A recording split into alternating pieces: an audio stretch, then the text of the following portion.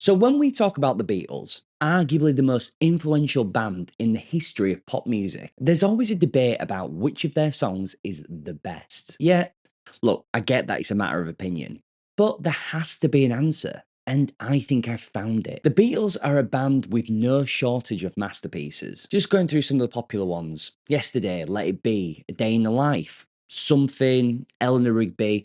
The list honestly could go on forever. But nestled among all the iconic singles and fan favourites is one track that I feel like it never quite gets that top tier recognition that it deserves. Strawberry Fields Forever. And I'm here to change that. And if we're being really honest, this is the song that best captures what made the Beatles so remarkable. It's not just their best song, it's their most revealing song, their most sonically daring, and arguably their most honest work to date. If you're a fan of this channel, you'll probably guess by now that this is the conclusion of my Strawberry Fields trilogy. And it's in researching these videos that made me realise, you know what? You will ever top Strawberry Fields Forever. Don't forget to like and subscribe. So John Lennon wrote Strawberry Fields Forever during a transitional period for both himself and for the band. It was in 1966 and the Beatles had just stopped touring, and the relentless pace that had defined their early years was starting to take a toll on them, and especially on John Lennon. While filming the movie How I Won the War in Spain, away from the band and the constant noise of Beatlemania and the swinging 60s of London, he began to reflect more deeply on his past,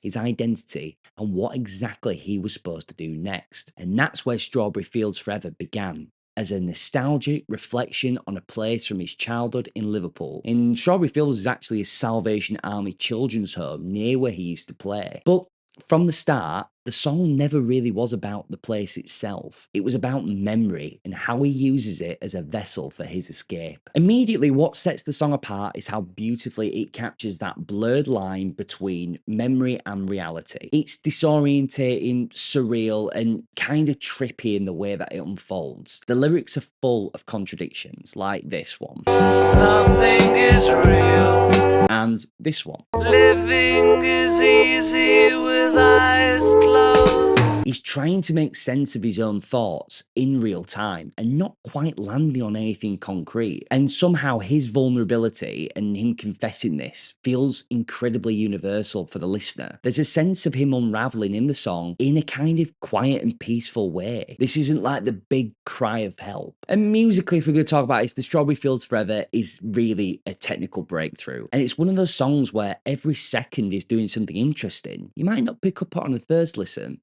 but keep listening. The opening Mellotron riff, which sounds like a ghostly electronic flute, it draws you in, and it's haunting and it's beautiful. It's unlike anything the Beatles had released before that. Then the other instruments that follow, like the backward cymbals, the cellos, the reverse guitar parts, and that like rhythm section that sounds underwater. It's all crazy and beautiful. So George Martin, the band's producer and the unofficial fifth Beatle, was really crucial to all this. He took Lennon's vision and helped bring it to life with that classical arrangement, his knowledge and use of the studio, and just classic old school tape magic. This was all before computers, remember? And if I'm going to summarise why I think the song is so great, I think I have to mention the extreme lengths of brilliance that George Martin had to go through to get John's vision down on tape. So one of the most famous production quirks of this song is the seamless fusion of two completely different takes. If you've not seen my other video, John recorded multiple versions, each with different tempos, keys, and arrangements, but he couldn't decide which one he preferred. So instead of choosing, George actually spliced the beginning of one take with the second half of another. This was really complicated back then. To do this, they had to slow one down and speed the other one up so they matched in pitch and tempo. Like today, that would be a very trivial thing with modern software, but in 1967, it was a massive technical challenge. And yet the transition works. It adds to the song's dreamlike feel. The emotional core of the song, though, and probably my favourite part, remains John Lennon's voice. The voice is uncertain, detached, and even a little bit weary. It's a voice that sounds like it's coming from deep inside his mind, not like it's aimed at an audience. And the song has no chorus in the traditional sense, no build up to a triumphant climax. It kind of drifts and loops and slowly fades with that haunting reverse final line that sounds like cranberry sauce. Or, if you're into conspiracy theories, I buried Paul.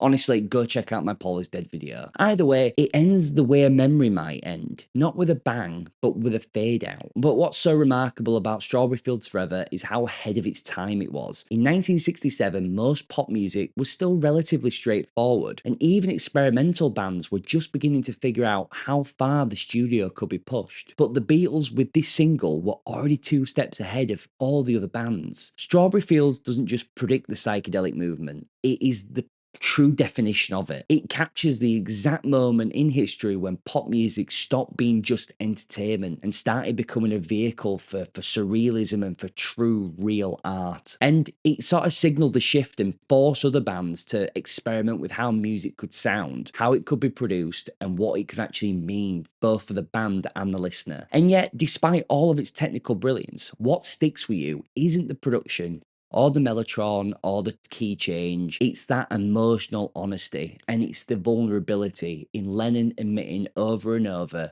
I think I know, I mean, yes, but it's all wrong. There's no bravado here, just a man trying to untangle his own thoughts and offering us, the listener, a front row seat. And in that way, it's one of the rare Beatles songs that feels deeply personal while still being universal. And that's what the best songs do. So yes, the Beatles made a lot of iconic music, but Strawberry Fields Forever is the one that feels like a true turning point, not just for them, but for pop music as a whole. It's the sound of boundaries being pushed and of Lennon's childhood being re-examined, and most importantly, maybe, or how I take it, of someone finally admitting that they don't have it all figured out. And maybe that's why it's their best. Not because it's the most catchy or the most polished, because it dares to be strange, messy, and real. You see, you don't just listen to Strawberry Fields Forever, you sort of sink into it. And when it's over, you come out on the other side feeling like you've heard something really profound. It's a song that might not immediately grab you, but it lingers long after it's gone. That's what makes it the best Beatles song. And I'm right, and you're wrong.